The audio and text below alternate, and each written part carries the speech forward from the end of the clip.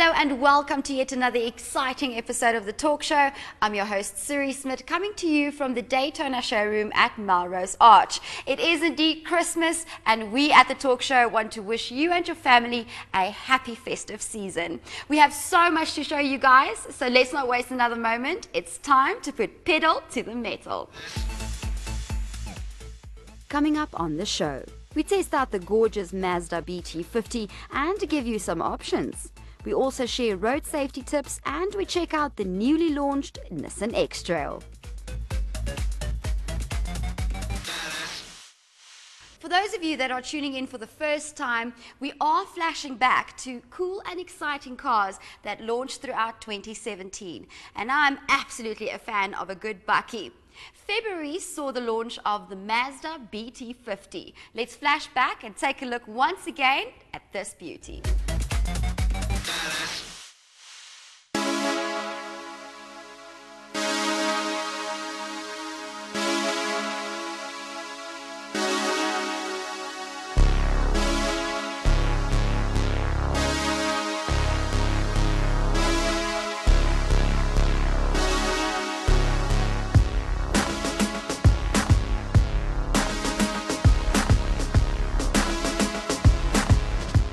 What we have here is the Mazda BT50, sporting the kudu design which was first introduced in 2012, adding that touch of sportiness to the exterior.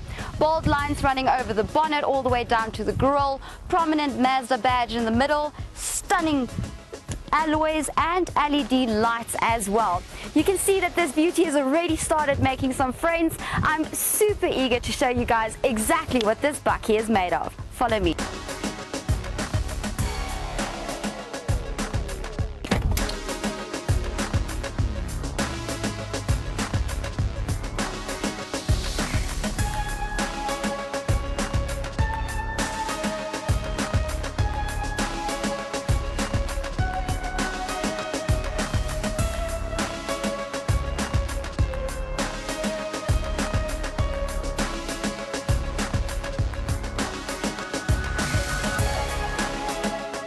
The interior is very spacious. You've got enough legroom and headroom space in the front.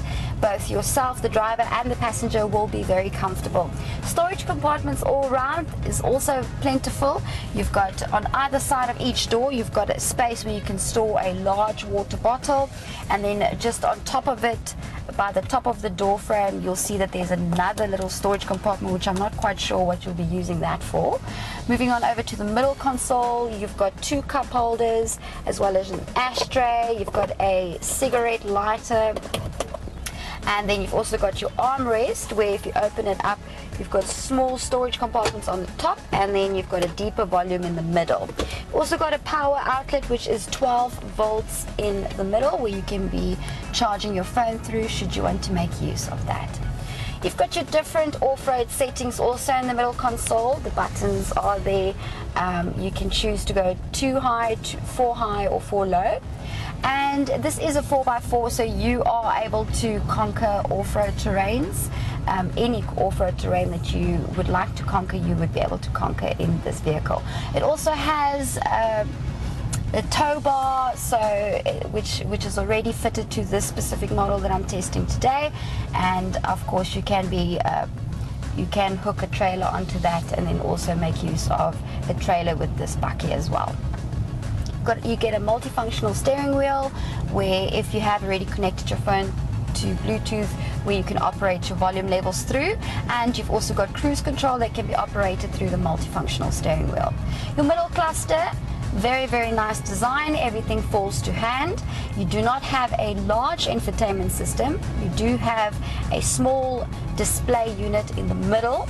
Not too big, and it doesn't take a lot of focus on the eye, so whilst you're driving there won't be a lot of light coming from that, but everything is on there. You are able to search for your radio stations automatically or manually, and then also you've got CD, radio, auxiliary, and then you can also change your sound settings and so forth.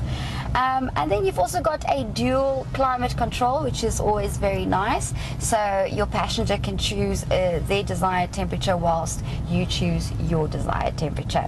Lovely blend of materials. You've got nice leather and plastics coming through. And then you've got nice handlebars on either side of the doors in the front. So if you are going to be going over a bumpy terrain, then you can hold on as well. Nice sunglasses holder in the middle, and the interior lighting is also really good. So if you're going to be looking for something in this car in the dark, then the interior lighting will be lighting up the interior quite nicely for you to see what you will be needing should you be going camping.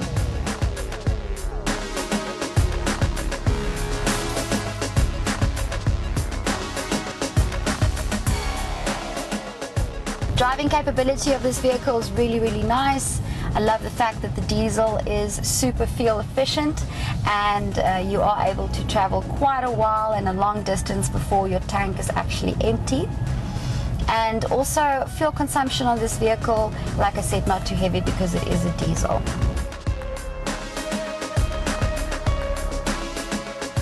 Corners nicely, grips the road, goes over any little bump that might be in the road, so you do feel like you're the king of the road.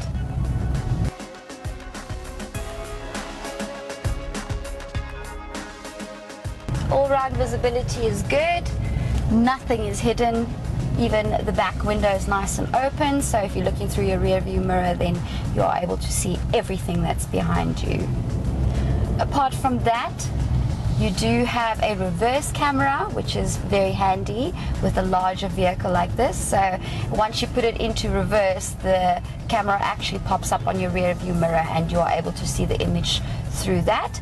Nice vision of what's behind you, as well as the lines with the red line that shows you exactly where you should stop and where you cannot go any further.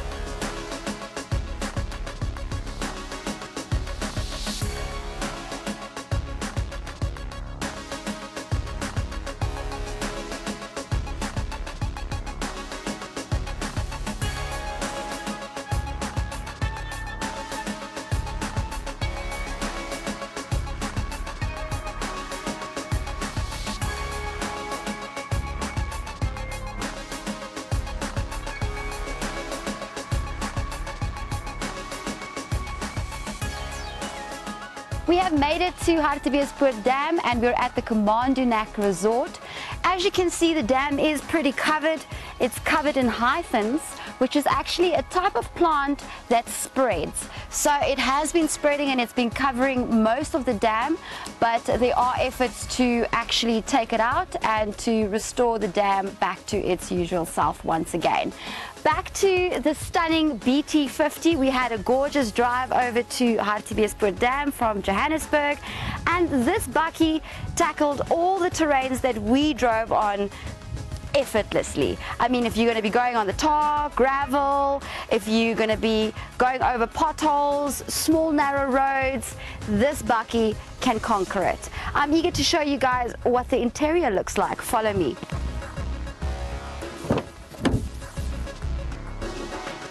The back is very spacious. You've got enough legroom and headroom space.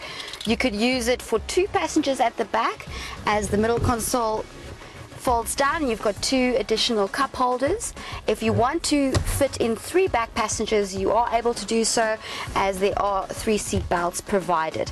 Also, if you're not going to be using this bakkie for a work bakkie, then you can also be using it for your family, as this vehicle has Isofix chairs and you are able to strap in your baby chairs as well.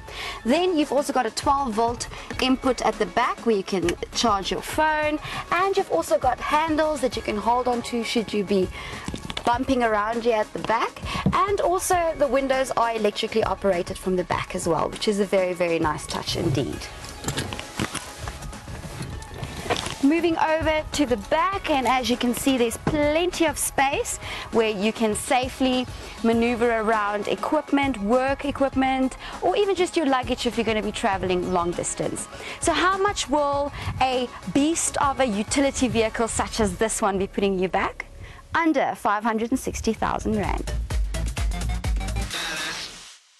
Now, we like to keep you, the consumer, up to date on all your options. So if you are in the market to buy, let's see whether you would rather prefer any of the following beauties.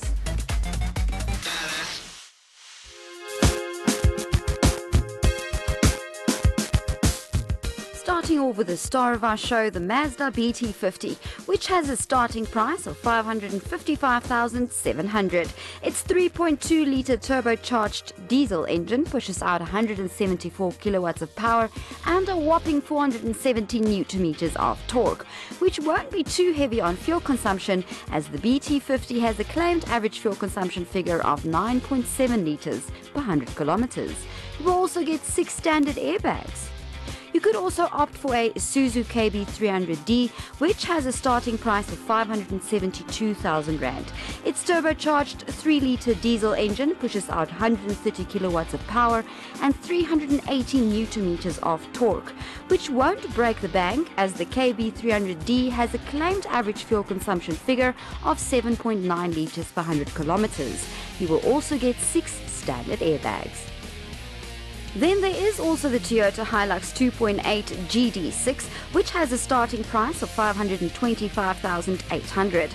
Its 2.8-litre turbocharged diesel engine pushes out 130 kilowatts of power and 420 newton-meters of torque.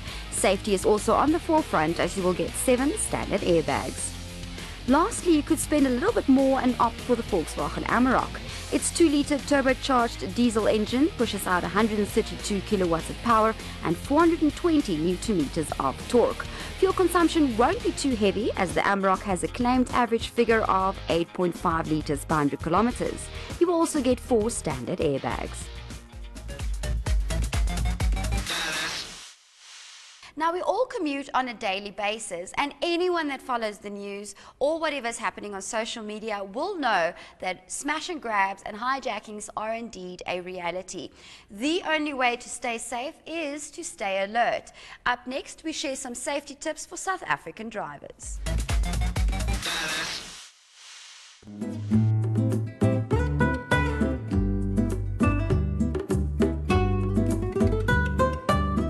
Know your vehicle's warning signs and check your fuel range regularly. Plan your trip details beforehand, familiarizing yourself with the direction in which you will be traveling. Stay alert and keep your windows closed when stopping at a traffic light. It is best to only open your car windows whilst driving. The safest place to store your valuables will be in the boot of your car. The 2 main fluids to check regularly are windshield washer fluid. Keep it full. It is important to keep your windshield clean, especially when there is sun glare. Engine oil. Remove and wipe clean the dipstick, then insert it for a clean read. Keep in mind that nowadays most car insurance companies offer roadside assistance. Inform a family member or loved one of your trip details before embarking on your journey, as well as letting them know when you have arrived at your destination safely. It's now time to take a short break, but do stay tuned for more motoring action when we return.